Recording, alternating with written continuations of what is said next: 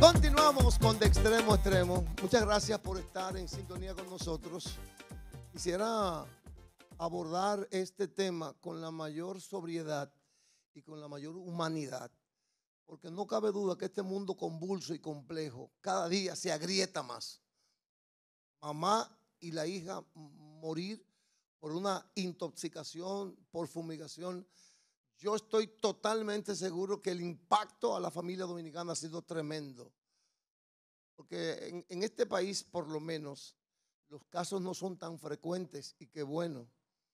Intoxicación por fumigación. Hemos invitado de manera especial a Yacer Mármol, quien nos contará su testimonio, vivió esa experiencia, esa fea experiencia en el 2015. Y además María Patricia Peña, quien es propietaria de una empresa familiar de fumigación. Vamos a compartir con las compañeras nuestras este espacio y también con el doctor José Yunen, quien es es infectólogo. Me da mucho gusto saludarles. Yacer, ¿qué tal? ¿Cómo te sientes? Gracias a ustedes también por la oportunidad de poder venir aquí en representación mía y de mi esposa y de toda mi familia, que justamente para esta fecha, en el 2015, nosotros nos encontrábamos en cuidados intensivos por la misma situación. Cuéntame la historia. Tómate Em, el tiempo para que me la describas. claro. Nosotros estábamos recién mudados en el apartamento y recién casados, en el apartamento donde vivimos actualmente, y unos vecinos se estaban mudando. Ellos contrataron a una arquitecta para que le decorara la casa y encontraron comején en la madera. Ah, Y decidieron entonces utilizar unos insecticidas, unos vermífugos, sin avisar nada a nadie. Entonces yo llegué a la casa, eso fue jueves en la nochecita, ya mi esposa estaba allá, y en la madrugada nos levantamos vomitando, pero un vómito de color distinto. ¿eh? Mareados, nos sentíamos mal. Fuimos al baño varias veces, pero pensábamos en principio que era una intoxicación por algo que habíamos comido. ¿Mm? En la madrugada, ya tempranito en la mañana, yo debía salir al trabajo y me fui igual. Ella se quedó, porque ella estaba peor porque duró más tiempo que yo antes de llegar en la noche. Me fui al trabajo, me sentía muy mal. De hecho, me dijeron, mira, tú te ves muy mal, vuelve a la casa. Y cuando yo volví, ya Joana, mi esposa, estaba que casi no se podía mover. Tenía las manos duras, estaba como color Sí. verde y no podía pararse. Entonces yo llamé a un familiar que trabaja en Sedimá, justamente, que fue donde nos recibieron. Y ella me dijo, pero ¿cómo es? Descríbeme. Y yo le fui describiendo. Y me dijeron, pero en tu casa hicieron algo, revisa el edificio. Y ahí fue que yo salí corriendo, entonces, por la escalera, piso por piso, hasta que vi que en un apartamento tenía unos tapes en la puerta, como que lo sellaron. Y averiguando con el conserje, entonces me dijeron que habían fumigado la noche anterior. Entonces ahí corriendo me dijeron por teléfono, échense agua. Y yo me enteré con todo y ropa del trabajo, con mi saco y mi corbata, con todo. Y a mi esposa también, nos entramos en la bañera y así mismo salimos a emergencia donde nos recibieron. Y ahí entonces nos recibió el equipo médico y el doctor Yunen, que también está por aquí. Sí, qué bueno que puedes estar con nosotros y hacernos la historia de lo que te sucedió. Quisiera aprovechar el doctor Junen que está aquí con nosotros, que fue también quien te trató. ¿Qué hizo la diferencia? ¿Qué pudieron hacer por este chico y su esposa que le salvó la vida? Porque entiendo que a veces esos segundos cruciales, esos momentos de poder elegir un buen doctor, de llegar a tiempo, de tomar la decisión acertada, es lo que marca la diferencia entre la vida y la muerte. Doctor, ¿qué sucedió que en el caso de ellos pudimos salvarle la vida y en otros casos no se ha logrado? Bueno, es lamentable lo que ha pasado y casi siempre medicina está basada por evidencia, luego experiencia y lamentablemente ego. Pero la experiencia que nosotros habíamos tenido antes de Yacer nos ayudó a crear un algoritmo en ese momento. Siempre me presentan como infectólogo, pero se olvidan que soy intensivista y en la rama de emergenciología, que es otra especialidad, hay una subespecialidad de toxicología, lo cual todos nosotros respetamos muchísimo. Creo que fue la experiencia que tuvimos con una extranjera de Uruguay en el 2013, si más no recuerdo, que nos llevó a pensar tanto en el caso de Yacer como en otro caso de un matrimonio muy conocido, que pudo haber sido una fumigación o más bien un químico de alto riesgo. sobre lo que hicimos, que para responderte tu pregunta, es básicamente resucitar rápido, tratar de controlar lo que puede ser la vía aérea y monitorear un nivel que se llama lactato, que pasa en muchas cosas, pero que sí nos da cuán crítico puede tener un paciente. Ese equipo multidisciplinario, explicarle bien a todo el personal que es muy lábil el estado de todos los pacientes y que no salen de esa ventana tan rápido. Yo creo que fue lo que que hizo que ella esté con nosotros. Gracias, doctor. A propósito del testimonio de Yacet y ya la pequeña introducción que hizo el doctor, antes de hacer mi pregunta, ¿sentiste un olor en particular en tu apartamento en ese momento? Sí, era un olor, parecía como que estaban cocinando, era como a ajo. Como ajo. Entonces mi pregunta viene a eso y lo hago directamente a la propietaria de la empresa de fumigación, nuestra querida María Patricia Peña, que está con nosotros. ¿Cómo poder detectar este tipo de circunstancias dentro de un apartamento? Porque se rumora que en el caso de ayer, esta familia no se percató de ningún olor en particular y por eso en un domingo cualquiera, quizás en su casa tranquilo, pasó esta situación.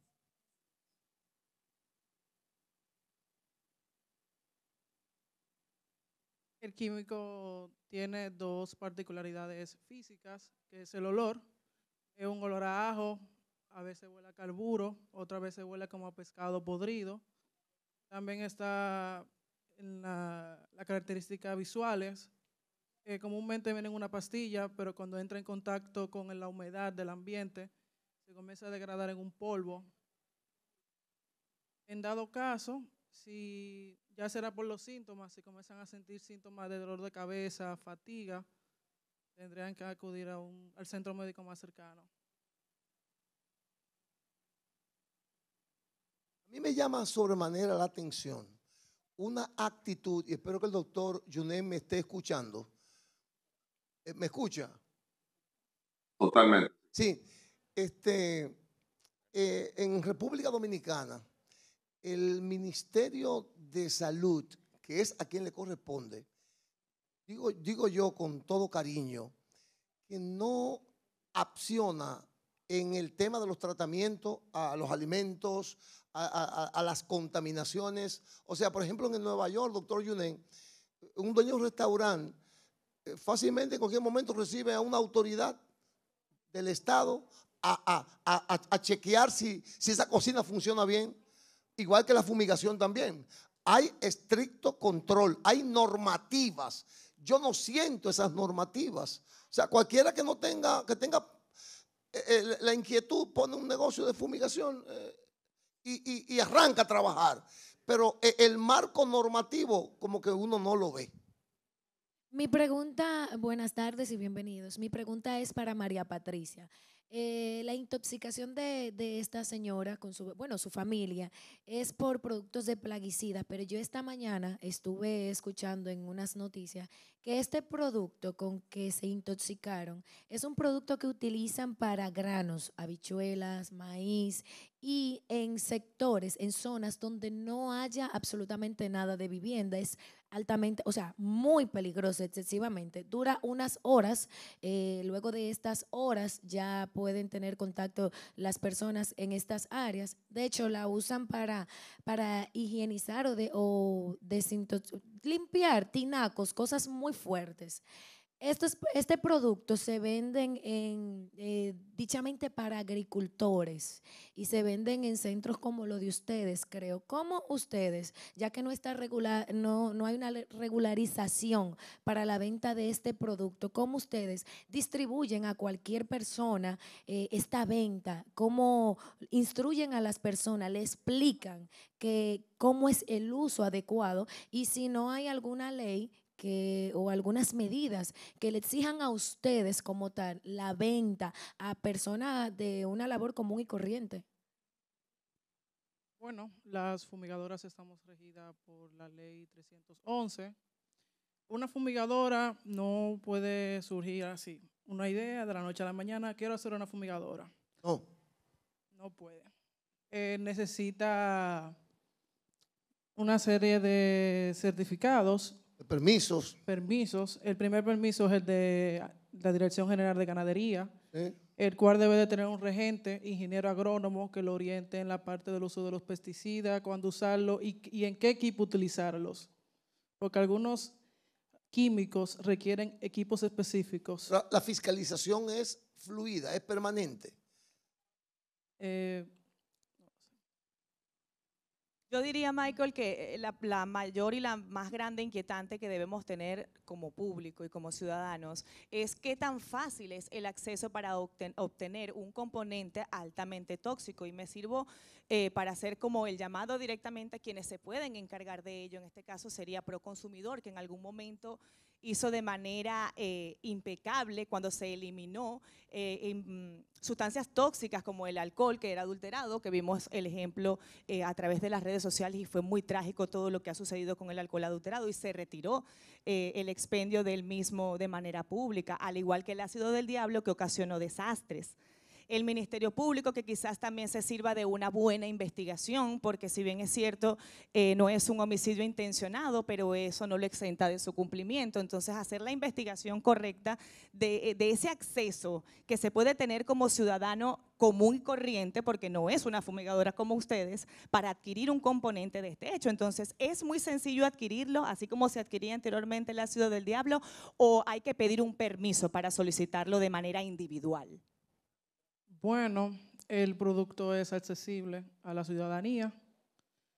Lo que sí me gustaría llevar un mensaje a la ciudadanía es que aunque ustedes tengan acceso a cualquier tipo de producto de fumigación, por favor, no lo utilicen.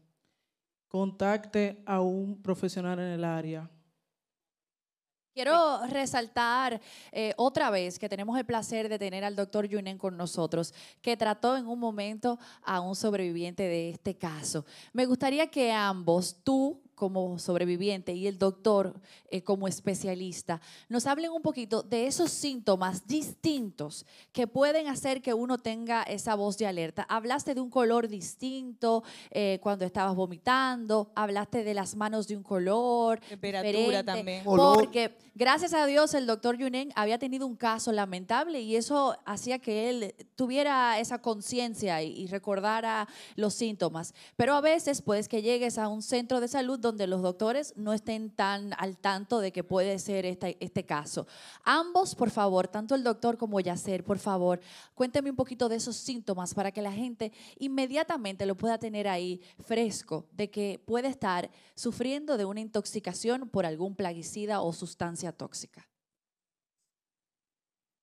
Sí, bueno, en mi caso, como te decía ahorita, nosotros empezamos a sentir un olor como a ajo. De hecho, yo fui como a gas también, porque yo fui a la cocina a ver si era que el servicio había dejado la estufa abierta. Y no, nada. Luego vi que no estaba cocinando y tampoco. Entonces empecé a abrir las ventanas, porque teníamos el aire encendido, y a ver si era de fuera que venía el olor y nada.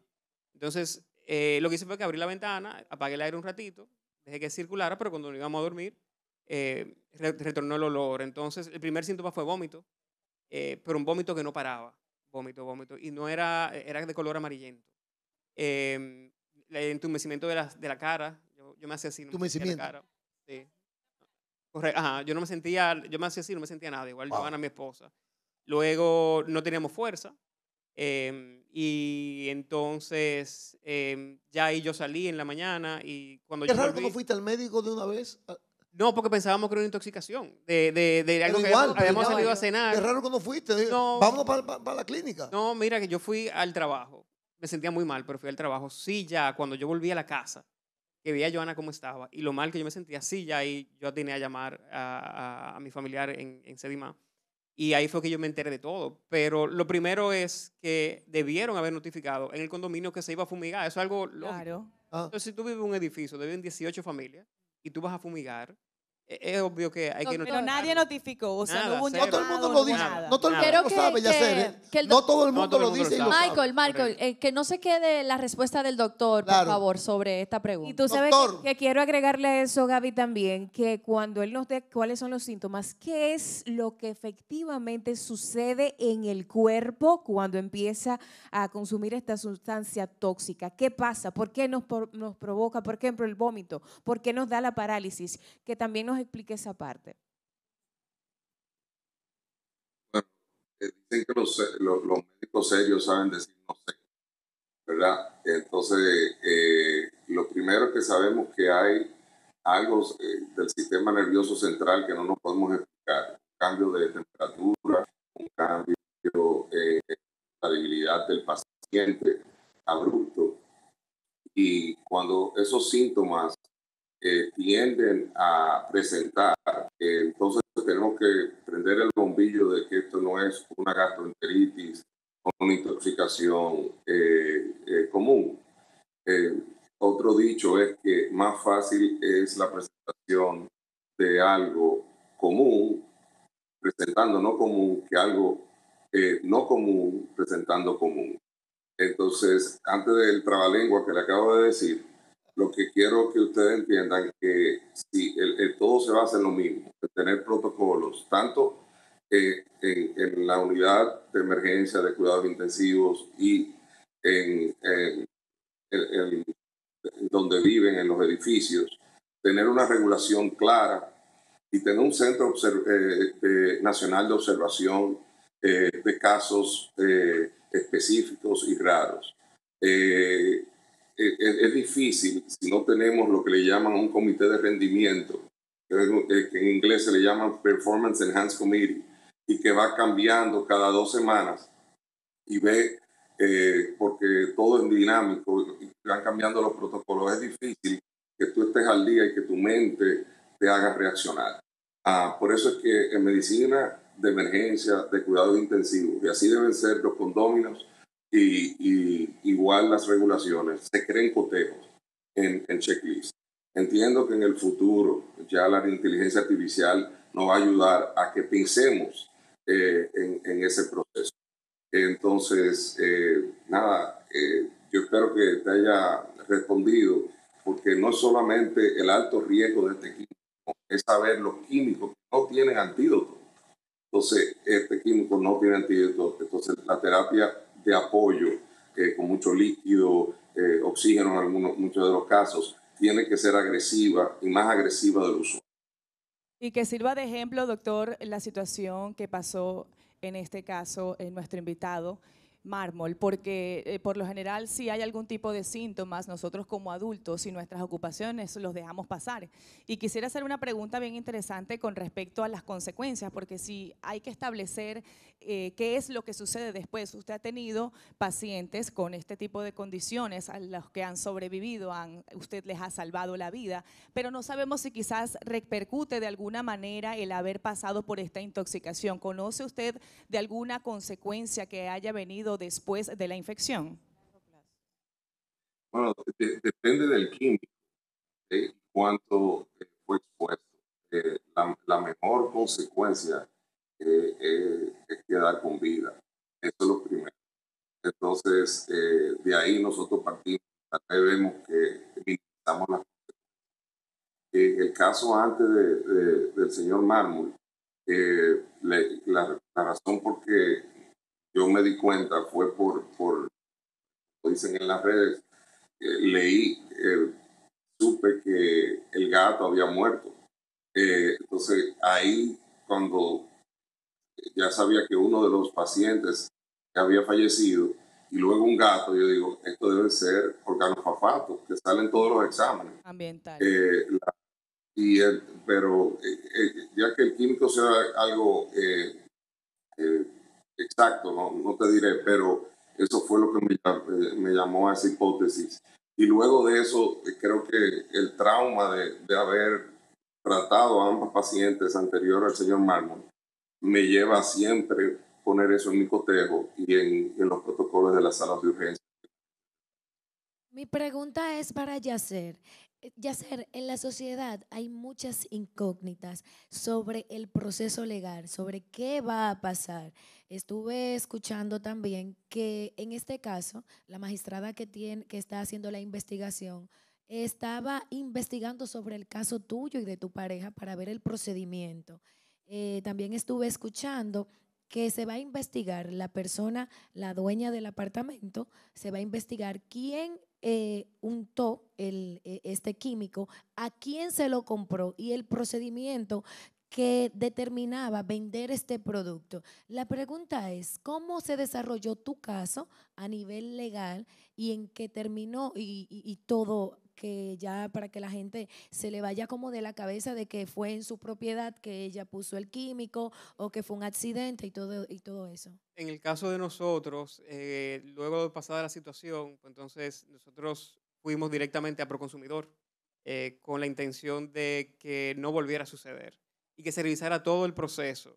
Y también mi padre se reunió con el aquel entonces ministro de Salud Pública con la intención también de crear conciencia para que no volviera a suceder. Em, y como pasa aquí, viene la bola de información, crece el punto en temas de comunicación, pero luego cae. Entonces nosotros decidimos proceder legalmente y era una cadena larga, porque no solo se demandaba a la empresa, que en mi caso no fue una empresa, lamentablemente, fue una persona que subcontrataron y puso el químico, pero también había que demandar a los que importaban el producto, porque es una cadena. Entonces, en eso, bueno, pues entonces la justicia hizo la que casi siempre hace, que dilata las cosas y bueno, el tiempo. Muy desgastante. Sí, fue muy desgastante. Mira, doctor, para hacer esta pregunta, porque honestamente puede darse el caso de que no tengamos un hospital o una clínica cerca o el 911 tarde en llegar, y es bueno explicarle a la gente, porque Yasser dentro de su testimonio habló sobre uno de los métodos de primeros auxilios, que fue que se entró a la ducha, salió mojado para la clínica y se fue. ¿Cuáles son esas alternativas de primeros auxilios que las personas pueden utilizar al momento de darse cuenta o creer que están pasando por un proceso de intoxicación? Una gran oportunidad en el país es tener un centro de psicología, del cual robusto, o no estamos con él. No crean que eso es fácil en otros países y en otros estados. Por ejemplo, el estado de Nueva York está con uno, Atlanta, que fue el que usamos en el caso anterior, cuenta con otro. El punto es tener esa intercomunicación de expertos que pueda ayudarte a saber qué químico es y si tiene antídoto o no, que en la mayoría de las veces no. Entonces, yo creo que el gran problema siempre ha sido en medicina caerle atrás al diagnóstico y no manejar el paciente. Si el paciente está en choque, es en choque que está. Entonces lo que tienes que, tú sabes muy bien que lo que tienes que hacer, tienes que dar mucho líquido, y si tienes que entubar al paciente para poder ese líquido aguantarlo y no encharcar al paciente, tienes que hacer. Entonces la estandarización de entrenamiento, de certificación y de protocolo es lo que nosotros tenemos que empujar para que en cualquier centro de salud haya el mismo cuidado a las 10 de la mañana que a las 3 de la mañana. Doctor, mire, la agricultura de hoy es una agricultura que se trabaja con productos químicos y por ende una alta presencia de partículas contaminantes. Por ejemplo, en Constanza la agricultura es intensiva. Los que trabajan en bombas de gasolina también muchas veces están propensos a contaminarse también. Y creo que los dominicanos no tenemos tantas informaciones al respecto. ¿Qué tiene que saber el dominicano a la hora de estos contaminantes? ¿Qué hay que saber, por lo menos en lo esencial? Bueno, yo entiendo que el riesgo laboral a veces se toma muy a la ligera. Si te vas a las empresas multinacionales, hacen un sondeo tanto auditivo, visual y entre otras cosas, de si hay una exposición o no al químico. y se hace continuamente esas misiones para proteger a ese empleado. Los mineros también, los choferes también, y también la salud mental detrás de ellos. O sea que la medicina preventiva puede ayudar a que se cuente con estos procesos que entre comillas, se escuchan raros, pero pueden ser hasta más común de lo que pensemos, que tenemos sesgo cognitivo sobre cuánto hay y cuánto no hay. Entonces, hasta que no estandaricemos todos los protocolos, la educación al ciudadano, y que eso se lleve a los centros de salud de primero, segundo y tercer nivel, vamos a estar asumiendo que no tenemos ningún problema. Es lo típico de qué es tangible y qué no es intangible. Claro. Entonces, Yo no quiero dejar pasar la oportunidad de hablar con María, que tiene una empresa, que tiene todas las precauciones del lugar, porque si hay algo de lo que sufrimos en nuestro país es de la improvisación y del intrusismo. Y el control de plagas es esencial, sobre todo hoy en día que vivimos en apartamentos, que queremos mantener el orden, la organización, la higiene. Pero a veces por ahorrarnos unos pesitos, o hay muchos también que por ganarse el dinero de otros quieren meterse en negocios en los que no están preparados. Quiero, María, por favor, que tú hables con la gente. Primero, de que hay que respetar el trabajo de los demás, y a veces las cosas cuando se hacen bien cuestan más, pero te ahorras este tipo de desgracias. Y también ¿qué tomar en cuenta cuando vas a contratar una compañía para saber que estás contratando a alguien que está capacitado para hacer un trabajo que no le va a hacer daño a nadie? Bueno, lo ideal es cuando ves una plaga en tu casa. Hay plagas que son vectores de enfermedades. Lo ideal es ir al internet, escribir fumigaciones. Las fumigadoras reconocidas tienen su página web, de ahí te dice en el marco legal todos los permisos que tiene, su marco de servicio, sus años de experiencia, todo. A veces también a veces yo me meto en Instagram a ver comentarios, un ejemplo, cuando quiero comprar algo, me meto en los comentarios y veo la opinión de las personas, que es muy importante. También... Pero definitivamente es importante importante trabajar con profesionales que sepan el protocolo que se debe de llevar para hacer este tipo de cosas, como avisar, porque hay mucha gente que quizá no lo hace por mal, quizá contratar a cualquier persona porque no tiene la conciencia. Claro, pero sabes que es hay un importante desconocimiento también. Hay un desconocimiento. saber que hay un régimen de consecuencias también, porque aquí se reúnen elementos constitutivos que hacen ver que la persona está cometiendo un homicidio. Es que no existe. Que por más que sea involuntario, pues pero que no hubo personas muertas, no hubo hay una ley, consecuencias, entonces debe haber una regularización. Sí, hay para una eso. ley. Lo que No hay pasa algo que es que regule no eso. hay una regularización no hay una que lo regule. como tal exacto. para la distribución y la venta de esto. María, cuando uno en nuestras casas usamos ciertos tipos de estos químicos que venden hasta en las calles para cucarachas, que polvito y demás, este tipo de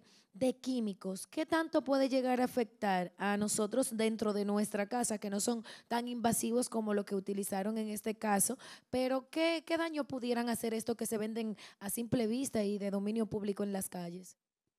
Bueno, un ejemplo, yo he oído muchos casos de personas que ven una cucaracha en su carro, van al supermercado, compran 5 latas de lo primero que vea, lo rocea en el carro, lo cierra, al otro día va a su trabajo, comienza a toser, le duele la cabeza, le pica la garganta. Entonces, cada instalación tiene un protocolo diferente. O sea, son un sinnúmero de protocolos.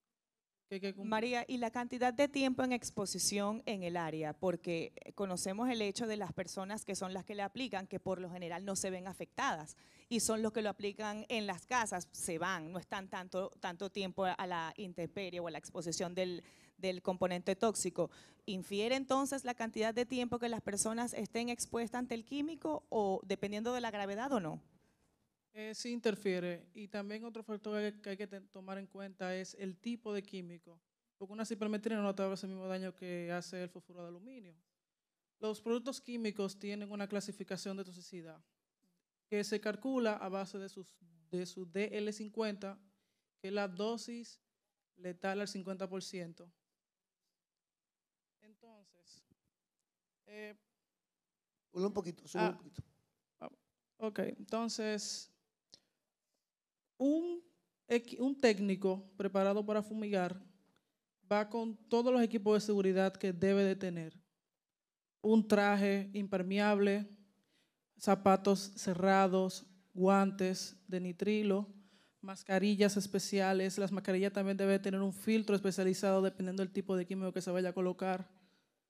No puede ser cualquier mascarilla. Como digo, así mismo como algunos productos químicos necesitan un equipo en específico, así también necesitan una medida de seguridad específica.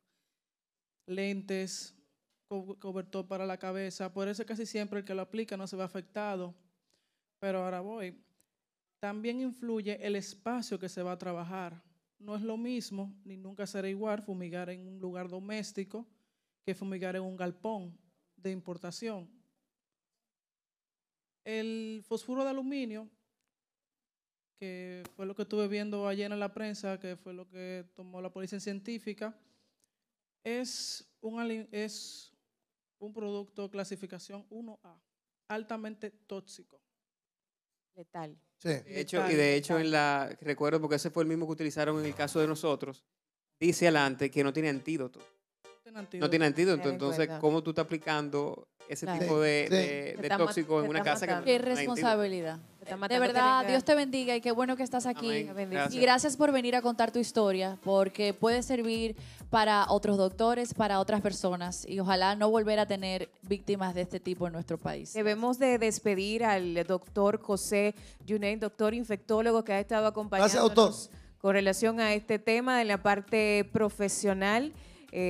Sobre cómo diagnosticar, cómo prevenir y obviamente cómo tratar este tipo de circunstancias al momento de que nos afecte. Doctor, ¿algunas palabras finales? No, a veces que decimos que todos los errores se traen a colación un día al año. Los otros 300 y pico días del año pasan desapercibidos. Yo quiero que de esto se crea una regulación, un protocolo, un etiquetamiento donde haya colores que no se puedan vender. Hoy me entero en este programa que los 3 casos han sido fosfina de fosfuro de aluminio. O sea que si vamos a precisar en algo y a nosotros que no nos gusta leer, tal vez eso que tenemos que leer, que eso se use con la cautela indicada. Cada vez que nosotros usamos un medicamento de alto riesgo tenemos que llamar y tiene que haber una persona y firmar. Entonces hay un protocolo y si nosotros como seres humanos y dominicanos que somos podemos llevar otros protocolos que son más difíciles todavía, creo que este caso no debe ser pasado por alto y que crea un cotejo nacional. Muchas gracias, doctor Yunen. Muy buena. Excelente. Muchas gracias. Complacido con toda su explicación. Gracias también a María Patricia Peña. Gracias por tu experiencia. Y al joven Yacer Mármol, que nos ha contado su historia. Interesante. Y ojalá que el Estado desarrolle una estrategia para informar a la gente sobre estos casos. La gente no sabe mucho de fumigación. La gente no sabe mucho con respecto a los niveles de contaminación.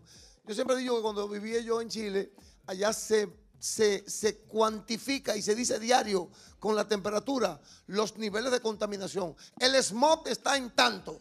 Ya usted sabe que tiene problemas de pulmones, ese día usted no sale. Mascarilla ese Entonces, día. entonces aquí como que la contaminación no se mide.